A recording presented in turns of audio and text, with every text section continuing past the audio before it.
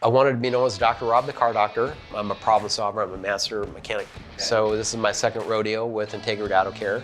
I don't think shops mean to lose trust, but cars are hard to diagnose. And you have to be honest with the customers about how hard it is. So it's okay if you don't know everything. It's okay if you need to ask for help. So I researched the internet for tech support, and I was like, oh, Identifix, this looks pretty cool.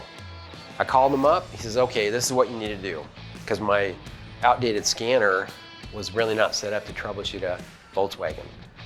So I had the VW, called in, got the equipment, did my homework, and Adam pretty much walked me through and helped me get the fix on that car. And that was the beginning right there.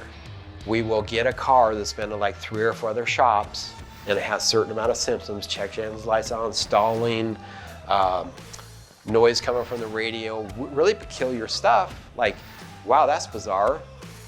And then we check Identifix and it's like, what? 1, 2, 3, 4, same things? There's a hit on this.